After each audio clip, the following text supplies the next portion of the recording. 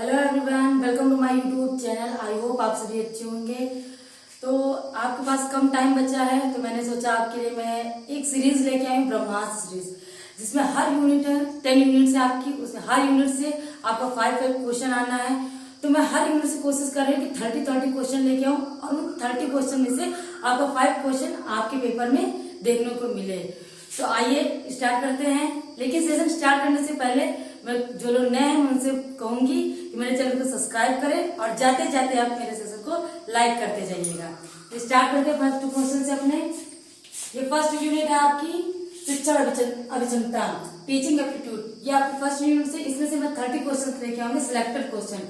पूरा चांसेस रहेगा इसमें से 5 क्वेश्चन आपको एग्जाम में आपको देखने को मिले। ठीक है, तो आपका ये फर्स्ट क्वेश्चन है, निम्नलिखित में से कौन सा शिक्षण का आधारभूत प्रतिमान है। ठीक है, क्वेश्चन ध्यान से पढ़िएगा। एग्जाम में जाने पर आपको ये ध्यान होना चाहिए कि एग्जाम में आप क्वेश्चन ध्यान से पढ़िएगा, आंसर आपका दिया हुआ होगा, क्वेश्चन ध्यान से समझिएगा। आगे भी आप क्वेश्चन अच्छे से ध्यान करिए, क्योंकि एग्जाम में जाते जाते हम क्वेश्चन तो अगर रिमाइंड रहता है तो आंसर भूल जाते हैं, आंसर याद रहता है तो क्वेश्चन भूल जाते हैं। तो अच्छे से क्वेश्चन देखिए, इसमें पूछ रहा है शिक्षण का आधारभूत प्रतिमान कौन सा है। ऑप्शन देखिए, अधिगम का प्रतिमान, निर्देशात्मक प्रतिमान, या ऑप्शन ए और बी दोनों, या उपयुक्त में से कोई नहीं। आपने अगर पढ़ा हुआ है तो आप इसका आंसर करिए, कमेंट बॉक्स में करिए। और आप अगर फर्स्ट वाले क्वेश्चन देख रहे हैं तो मैं आपको ये आंसर बता रही, इसका आंसर होगा ये सी। ठीक है, इसका अधिगम का प्रतिमान, निर्देशात्मक प्रतिमान, ए और बी दोनों, ये शिक्षण का आधारभूत प्रतिमान है। ठीक है,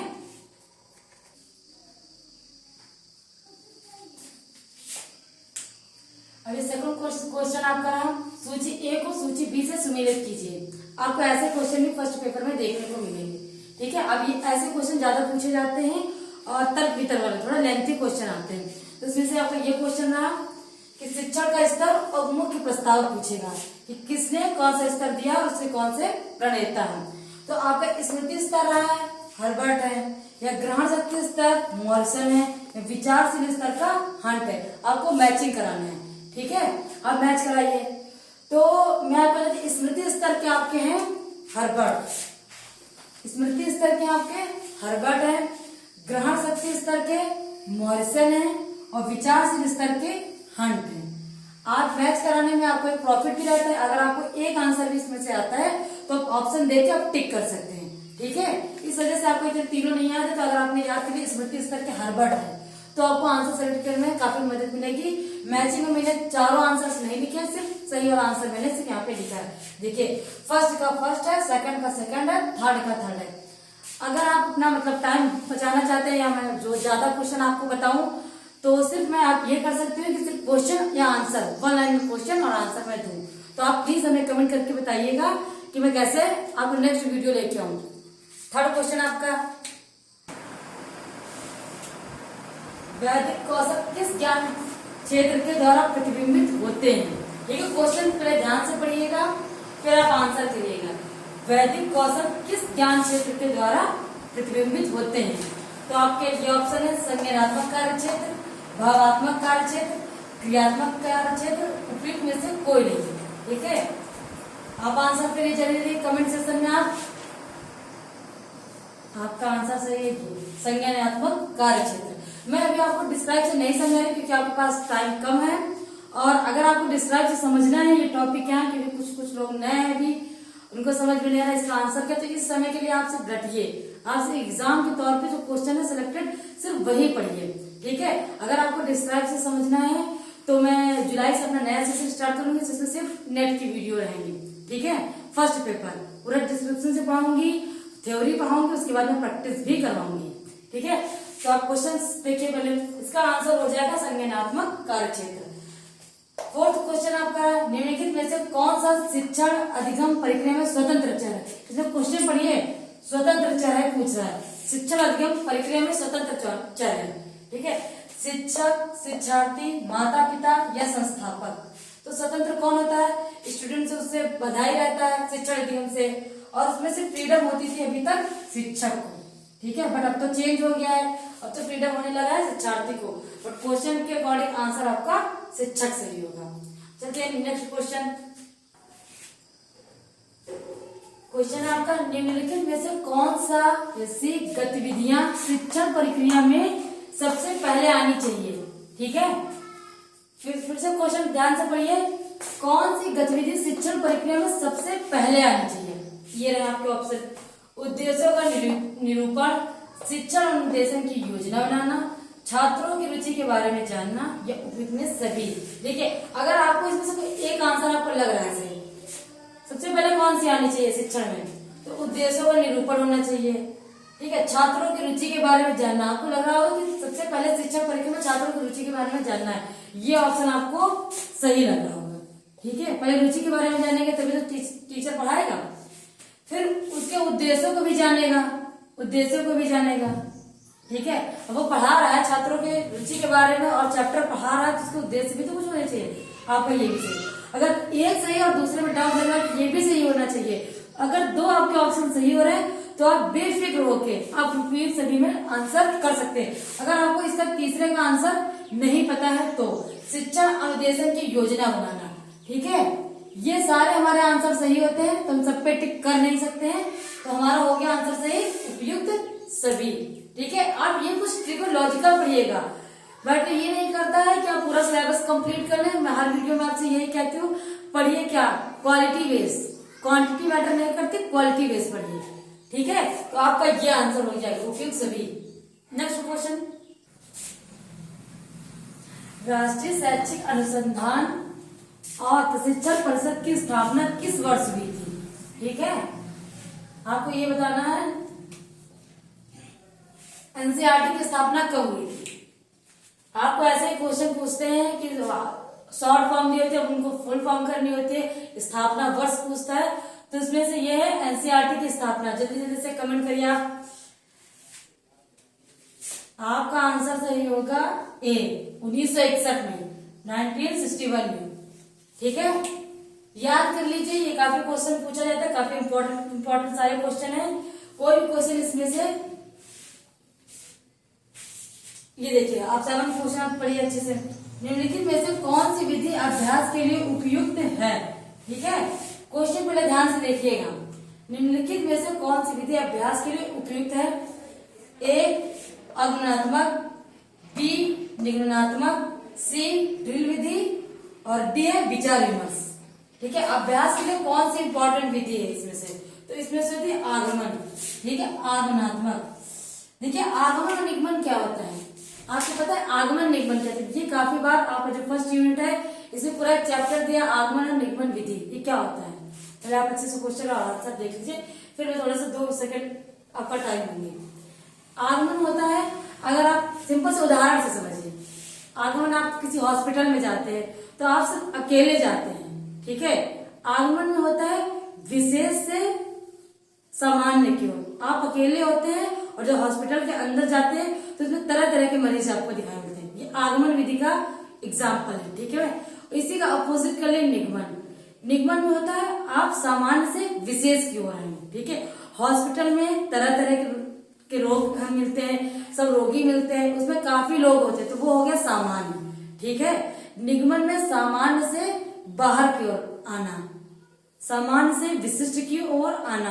आप हॉस्पिटल से निकल रहे हैं तो काफी लोग हैं, आप अब निकलते हैं तो सिर्फ आप अकेले निकलते हैं। ठीक है, और सामान्य में होता है या आगमनात्मक में होता है कि आप आगमनात्मक आप होता है विशिष्ट से सामान्य की ओर जाना। ठीक है, आपको समझ में आ गया। नेक्स्ट क्वेश्चन आपका, कंप्यूटर आधारित शिक्षण मॉडल किसके द्वारा विकसित किया गया था। ठीक है, इस क्वेश्चन का आंसर बताइए। कंप्यूटर आधारित शिक्षण मॉडल किसके द्वारा विकसित किया गया था। गिलबर्ट, इस्बर्ट, रॉबर्ट गैने, स्टूडोरो और डेनिस या मकनल। जल्दी कमेंट सेक्शन में आप कमेंट करिए। आपको राइट आंसर बता दूं, इसमें गिलबर्ट हो गया। ठीक है, विकसित किसने किया था, तो गिलबर्ट, सॉरी ये गैने है, गैने थोड़ी मिस्टेक हो जाती है आंसर टिक करने में, इसका होगा रॉबर्ट गैने। ठीक है, रॉबर्ट गैने। सेकंड क्वेश्चन है आपका, श्यामपट्ट पर लिखते समय सबसे महत्वपूर्ण क्या है। देखिए कितना आंसर इजी क्वेश्चन है, बट आप कंफ्यूज हो सकते हैं। ऑप्शन में क्या आप देखिए, इजी क्वेश्चन सबसे ज्यादा कंफ्यूज करते हैं। टफ क्वेश्चन तो रट लेते हैं, समझ लेते हैं, बट इजी क्वेश्चन होता है कि इसमें ये कंफ्यूजन होता है कि ये सही या ये सही। आप खुद ही कंफ्यूज हो रहे होंगे। अच्छी लिखावट, स्पष्ट लेखन, बड़े अक्षरों में लिखना, इसमें से क्या सही होगा, या छोटे अक्षरों में लिखना। सैंपल पर आप खुद सोचिए कि सैंपल पे अगर लिख रहे हैं इस ब्लैक बोर्ड पे, तो इसमें सबसे इम्पोर्टेंट बात क्या है, ये अच्छी लिखावट होनी चाहिए, ये स्पष्ट लिखा हो, या बड़े अक्षरों में लिखा हो, या छोटे अक्षरों में। पहले आप फील करके देखिए, आपका आंसर खुद ही निकल आएगा। ज्यादा टफ नहीं है, बट ये क्वेश्चन काफी इम्पोर्टेंट है। आप बताइए, इसका आंसर होगा फर्स्ट, अच्छी लिखावट। देखिए, अगर हम अच्छा ही नहीं लिखेंगे तो आपको तो समझ ही में नहीं आएगा। अच्छा लिखेंगे होने का मतलब है स्पष्ट लिखा होगा, बड़ा लिखा होगा, तभी तो अच्छा माना जाएगा। नहीं तो हम क्वेश्चन में टिक कर देते बड़े अक्षरों में लिखा होना, ठीक है। स्पष्ट लिखा होना ये भी हो सकता था, मानूंगी कि हो सकता था, बट इसके अंदर ये दोनों विशेषताएं इंक्लूड है, ठीक है। यदि शिक्षक कक्षा में छात्रों को अपने आदर्शों के बारे में सूचित करने में विफल रहता है तो उसका क्या संभावित परिणाम हो सकता है, ठीक है। इस क्वेश्चन में ये पूछ रहा है कि अगर टीचर अपने आदर्शों के बारे में सूचित करने में विफल रहता है तो उसका क्या परिणाम हो सकता है। कक्षा में अनुशासनहीनता होगी, या सिखाए जा रहे विषय में छात्र अपनी रुचि खो सकते हैं, कक्षा में छात्रों की बढ़ती अनुपस्थिति। अगर टीचर अच्छा नहीं पढ़ा रहा है तो बच्चे जाहिर सी बात है उसकी बात सुनेंगे नहीं, ठीक है, और उसके विषय में भी कोई इंटरेस्ट नहीं होगा। जब टीचर सही नहीं है, सही से पढ़ाई नहीं रहा, तो उसके सब्जेक्ट में बच्चों को रुचि वैसे भी नहीं रहेगी। तीसरा है कक्षा में छात्रों की बढ़ती अनुपस्थिति, जो इंटरेस्ट नहीं, अच्छे से पढ़ा नहीं रहा, पढ़ने में मन ही नहीं लग रहा, तो स्कूल जाने से क्या फायदा। तो कक्षा में छात्रों की बढ़ती अनुपस्थिति, इससे आप आंसर को टिक कर सकते हैं। इसमें से सही होगा उपयुक्त सभी, ठीक है। क्वेश्चन है, अगर छात्रों को यह समझ में नहीं आ रहा कि क्या पढ़ाया जाता है तो शिक्षक को चाहिए, ठीक है। क्वेश्चन ध्यान से देख लीजिए। अगर छात्रों को यह समझ में नहीं आ रहा कि क्या पढ़ाया जाता है तो शिक्षक को चाहिए पाठ को दोहराना, पाठ को उचित उदाहरण देकर फिर से समझाना, या छात्रों की विषय वस्तु के बारे में पूर्ण ज्ञान की जांच करना, या अगले विषय पर बढ़ना, ठीक है। तो आपका आंसर हो जाएगा, अगर आपको समझ में नहीं आए तो टीचर को क्या करना चाहिए, पहले कोई एग्जाम्पल दें, ठीक है। हम लोग को होता है कि थ्योरी बाद में समझ लेते हैं, अगर हम एग्जाम्पल पहले पढ़ लेते हैं तो हम उसकी थ्योरी खुद कर लेते हैं, ठीक है, हमको समझ में आ जाता है। ये छोटे से लेकर बड़े बच्चे तक कई लॉजिक लगता है कि अगर हमको एग्जाम्पल बता दिया जाता है तो इंटरेस्ट हमको आ जाता है, तब उसकी थ्योरी भी पढ़ने में हमको आसानी हो जाती है। वही इस क्वेश्चन में पूछा जा रहा है। निम्नलिखित में से कौन सी कक्षा में प्रभावी संचार में बाधा नहीं होती, ठीक है। क्वेश्चन में आप पहले ये देख लीजिए पूछ क्या रहा है, इसमें पूछा है नहीं, ठीक है, कि निम्नलिखित में कौन सी कक्षा में प्रभावी संचार में बाधा नहीं होती है। ऑप्शन पढ़िए, विस्तृत कथन, अस्पष्ट कथन, सटीक कथन, एक ऐसा कथन जो श्रोता को अपनी निष्कर्ष निकालने की अनुमति देता है। देखिए, ये पॉजिटिव वे में है, ये पॉजिटिव है, ये पॉजिटिव है, मतलब समझ में आए चाहे ना आए, फिलहाल तो ये वक्त काफी इजी है, बट आप देख लीजिए ये इन तीनों ऑप्शन सबसे हटके आंसर है, ठीक है। इसमें लिखा है अस्पष्ट कथन, ठीक है, ये देखिए ये तीनों कैसे मैच कर रहे हैं, बट ये है आपका आंसर, इसमें से ये सही होगा। ये तीनों एक जैसे मैच कर रहे हैं, ये सबसे हटके है, तो आपका आंसर यही होगा, सटीक कथन, विस्तृत कथन, अस्पष्ट कथन, एक ऐसा कथन जो श्रोता को अपने ही निष्कर्ष निकालने की अनुमति देता है। तो आपका बाधा नहीं है, सटीक कथन, ठीक है। आपका नेक्स्ट क्वेश्चन है, जब परीक्षण डेटा हमें एक परिभाषित क्षेत्र में एक छात्र की प्रवीणता के बारे में बताता है, मूल्यांकन की प्रक्रिया को कहा जाता है। ये क्वेश्चन कुछ इसमें अटपटे से रहते हैं, इंटरेस्टिंग मैंने बोला तो बिल्कुल भी नहीं रहता है, बट आपको समझने की थ्योरी है, ठीक है, सब कुछ इसमें समझने का ही खेल है। जब परीक्षण डेटा आप रिजल्ट लेते हैं, रिजल्ट को देखेंगे कि बच्चा पास हो गया है, फर्स्ट डिवीजन से पास हो, तो इसका मतलब आप क्या करेंगे कि बाकी बच्चे उससे पीछे हैं, ठीक है, क्लास में उससे पीछे हैं, तो आप उसमें क्या करेंगे, प्रारंभिक मूल्यांकन, योगात्मक मूल्यांकन, आधार संदर्भित परीक्षण या मापदंड संदर्भित परीक्षण। इसका आपने मापदंड किया है, स्कोर आपने इसका किया है, ठीक है। उसमें आपका इसलिए हमने मानक बनाया कि फर्स्ट डिवीजन का बच्चा पास हुआ है और उसने बाकी बच्चों को पीछे छोड़ दिया है, ठीक है। इसका आंसर ये होगा, क्वेश्चन का मतलब ये है। निम्नलिखित में से किस स्थिति में सूक्ष्म शिक्षण सबसे अधिक प्रभावी होता है, जिसको माइक्रो टीचिंग बोलते हैं। तो किस स्थिति में सबसे अधिक प्रभावी होता है? देखिए, आप जब पढ़ रहे होते हैं तब, या पढ़ने के दौरान, या शिक्षण अभ्यास के बाद, या सदैव, ठीक है। काफी इजी है क्वेश्चन, आप इसको अच्छे से ध्यान से पढ़िए। जितने भी क्वेश्चन मैंने आप बताए हैं सारे क्वेश्चन मोस्ट इंपॉर्टेंट है, किसी न किसी एग्जाम, किसी न किसी बुक में मैंने लिए हैं, या प्रीवियस ईयर में आए हुए हैं, या सिलेक्टेड क्वेश्चंस हैं, ठीक है। तो आप जल्दी से इसमें बताइएगा, अपना आंसर करिएगा। आपका इसका आंसर हो जाएगा ये। काफी इजी क्वेश्चन है, बस इसमें समझने का है। अगर आपको समझ में आ गया क्वेश्चन तो आप आंसर भी कर लेंगे। तो शिक्षण अभ्यास की तैयारी के दौरान आप माइक्रो टीचिंग करते हैं, ठीक है। आपको ये आंसर सही हो जाएगा।